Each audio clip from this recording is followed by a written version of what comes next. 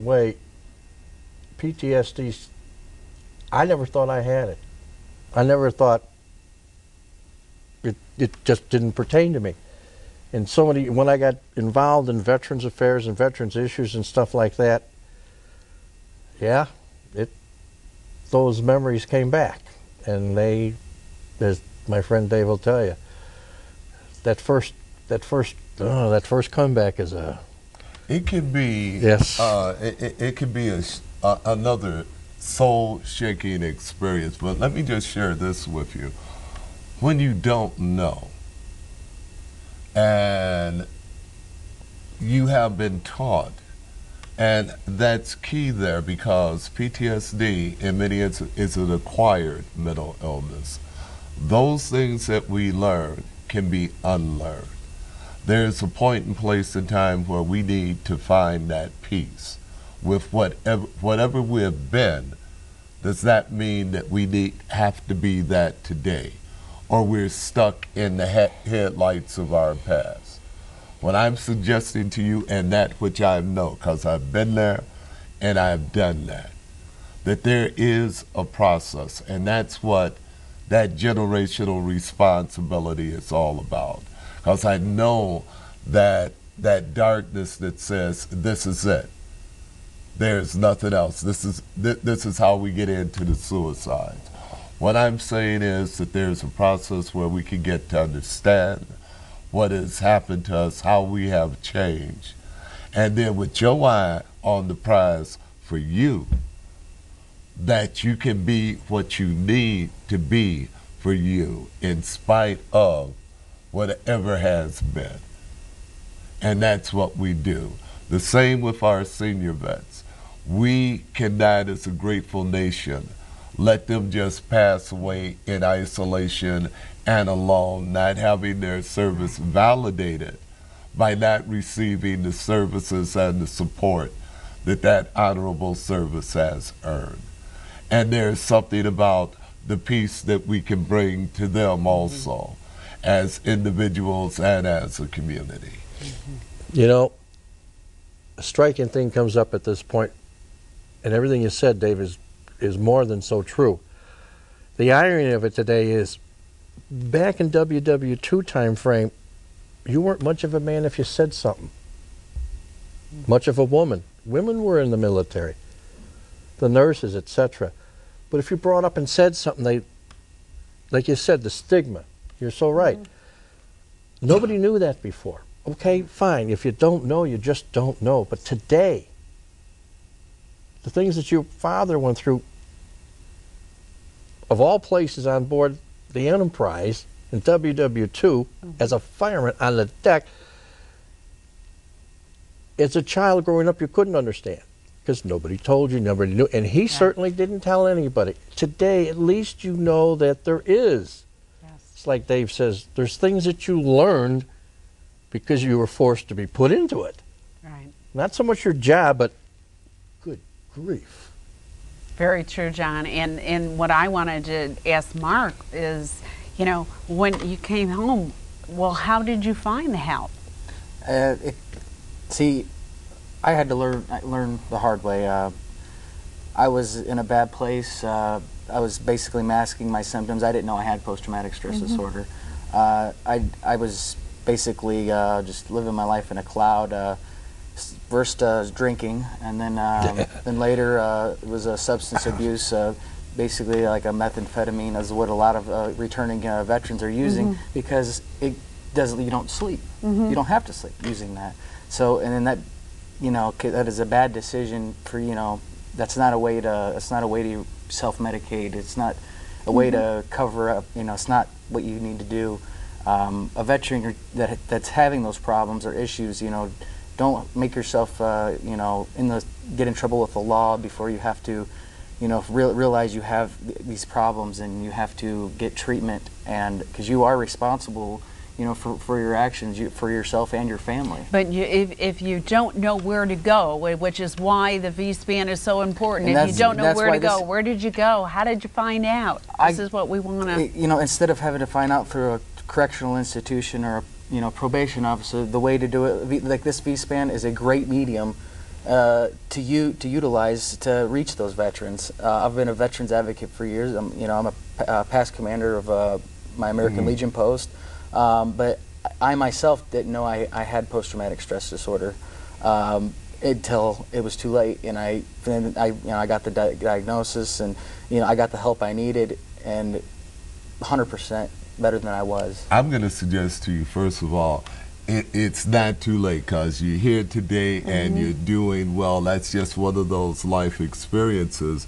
But I also want to point out that stigma with mental illness is something that's universal, and it's something that we have to fight, that we have to advocate, that those of us that are experiencing problems, it's okay. Because when I truly manned up was when I admitted, and as you say, took responsibility for what I had become. Let me interrupt you, because we have another film coming on, and I think it'll, how would I say, in the long and short of it, carries on to the next part of our conversation this evening. It's about suicide prevention. Okay, Keith, roll 'em.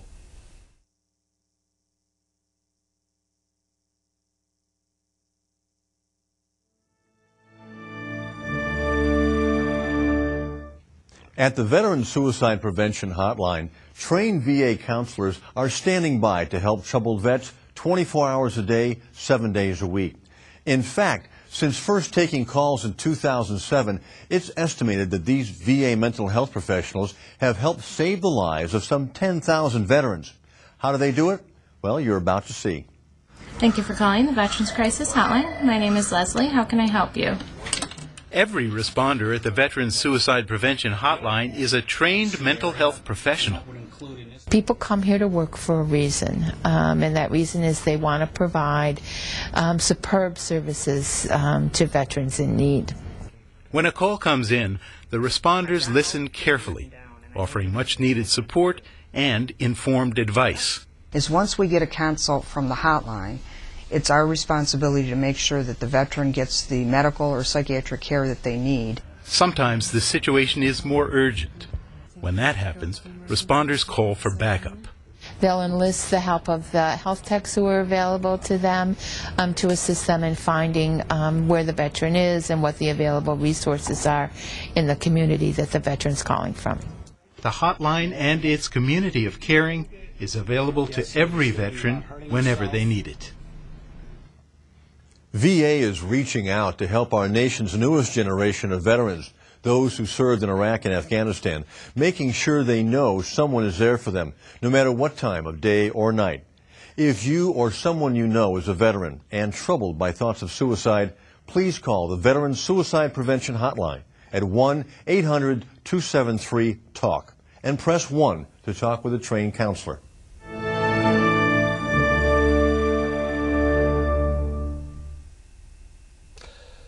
On that note, I'd like to start off the next segment, if I may, with a thought. I just recently, in fact it was yesterday, the day before yesterday, I left Hines VA. And the information I received, and this might be a surprise to you a bit, Dave, but then again I doubt it, you're on top of everything in this business. They said that they are having groups that you can sign up and have a social worker, skilled, etc., and that the psychologists would be the ones basically handing out the medicine and not dealing directly with the veterans, male or female, firsthand. So I'd like to take this time to send a message to the head of the VA at Hines, a wonderful woman, I understand. Simply put, social workers are great. They're nice. But let's take another look. They are not a full-fledged doctor, and everything that you say to them is not confidential with the doctor-patient privilege. So that's my own personal. That has nothing to do with anybody else. It's just me, Monaghan, mild-mannered and modest. But getting back to Dave, the suicide, you've dealt with a lot of that firsthand. We've dealt with it. I've been there personally. On more than one occasion, I felt that if this is it, these feelings, these emotions that I have, if this is the sum total of my life, then I don't want to live it anymore. And speaking to the situation that you're talking about, in many cases, all we need is someone we can talk to. someone who will listen and most importantly understand. Now, the VA does a good job. We know they're overwhelmed in cases, but 15 minutes here, 30 minutes there, that in many cases can leave someone feeling that, do you really sincerely care? And then if you're saying they're going to shift it over to social workers, then that gives me some concerns. But one of the things, as the director of the Peer Support Project, that we learned as veterans, we need some help in helping ourselves. Because although the wars are different, what happens to us as individuals is the same.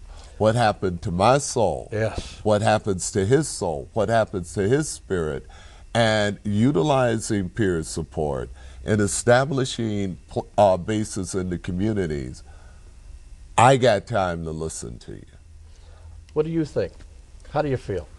I feel like that's, as far as what Mr. Richards is talking about, the peer support program, that's not, I haven't been introduced to that myself yet, but in concept it sounds like a great form of therapy to utilize, and that's something I might check into. Right now I talked to a therapist that specializes in post-traumatic stress disorder, but a group type, peer-to-peer type, people that know what you went through and know what you know you're experiencing and know what you're talking about because they've been there, done that, they're there also.